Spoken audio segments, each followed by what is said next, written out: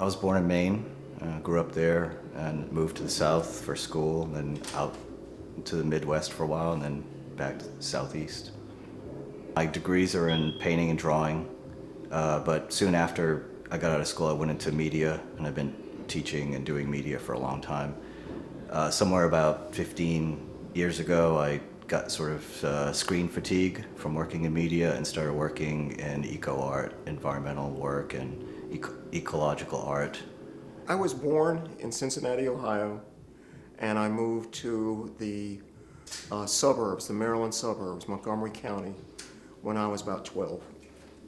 My artistic background is that I started, I got a psychology degree and did a lot of other things and sort of fell in love with music, and through music kind of fell into sound art through the back door. And that's kind of the domain where I'm comfortable. I was born in a hospital that doesn't exist anymore. It was the original GW building, George Washington building. The building is not even in existence anymore. I grew up in Southeast DC, Ward 7.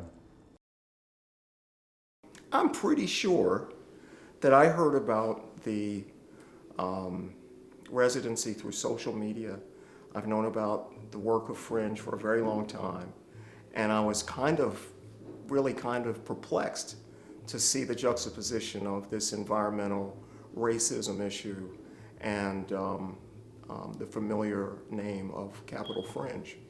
So I knew that in my history, I just haven't done much in the way of public art. And this sounded like it would be an opportunity to build something that would be a public art piece. And I knew that the idea that I was leaning towards would require a team. Basically, I heard about it through Thomas Stanley, my partner in this collective. He told me that about this opportunity, and I thought it was perfect. He thought it was perfect, and I thought it was perfect that I worked with the collective. Just my expertise on the area and on the aquatic gardens and just the history, the long history that I have in the area. He thought it would be perfect for me to join the collective. Well, my friend Thomas got in touch with me, and we had worked together on music projects, sound projects, and I was interested right away just with the theme of the of the residency, and also looked at it as a chance to do some research that I'd been wanting to do for a long time about the area, specifically the Anacostia and the larger watershed in DC. I thought it was an opportunity to challenge some of the notions that we have about parks and about wild spaces versus domestic spaces, about urban spaces versus rural spaces.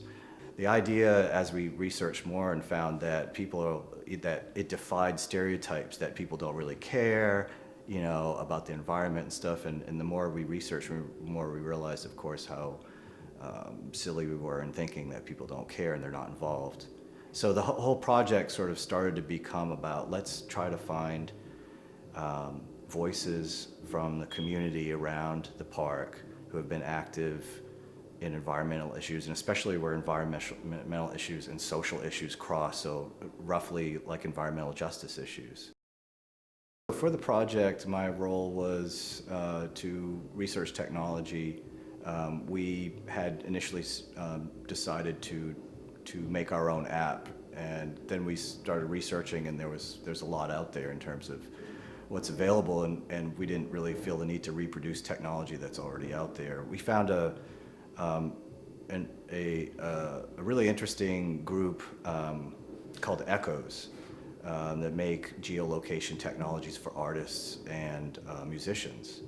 And it was a little out of the ordinary in terms of GPS audio tour platforms. It was made for creative use of it, not just a typical tour. So that was appealing to us, and there was a lot of things that you could do with that app. So we used that to build the tour as a platform for the tour. So Additionally, I edited some of the programs that are on the tour. And in terms of an editor, I was looking for, in the material that we had that Thomas and Malik gathered, to try to be conscious of a person walking in an actual physical landscape and what they're hearing and how that juxtaposition shapes their experience. So the idea was to try to give space.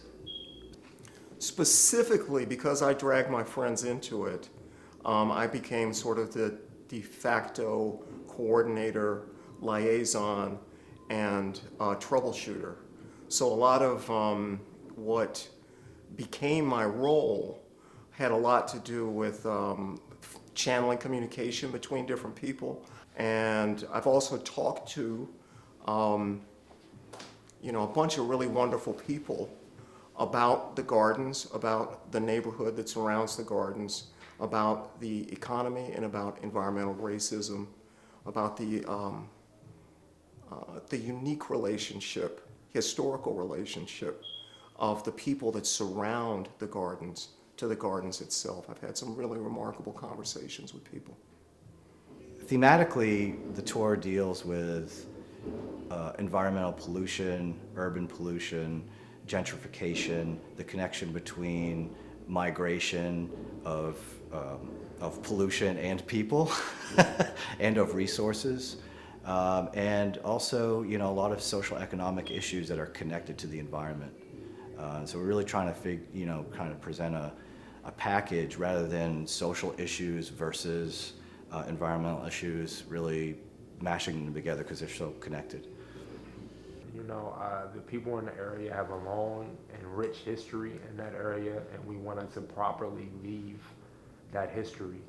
And I feel like me being a resident of the area for 30 plus years, I feel like I could give proper insight to what we're trying to accomplish, to this mission that the collective is trying to accomplish. I had initially imagined that what we would provide visitors to the gardens would be an opportunity through sound to experience something like the day-to-day life of the people living in Kenilworth and the other neighborhoods that are right around the park.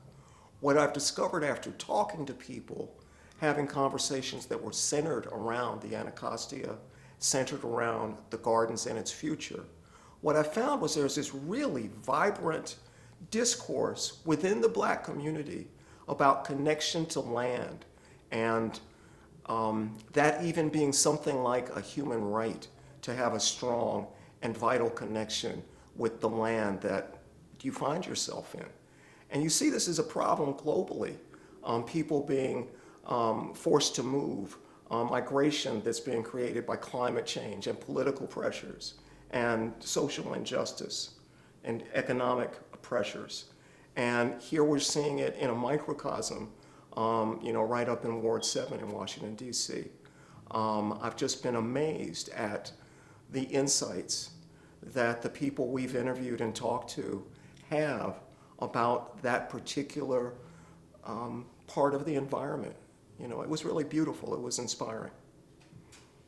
Well, I think the experience of listening to the piece while in the park will be different depending on who does it. If someone's from the neighborhoods, for instance, walking through, they may know the people in the tour. I think that they'll connect in a very different way than someone who's coming to the park from outside, especially a tourist or something like that. I think for someone coming from the outside who is unaware probably of a lot of the issues, I hope that it'll be eye-opening, and I hope that they see the interconnectedness between the urban environment and the natural environment that they're going there to experience. I hope they experience us. I hope they really hear the life that was lived in the area, that the pain, the struggle, the joys, the fun, the cookouts, the concerts, everything that was held in that area. I hope people can really feel and resonate with the stories that are left.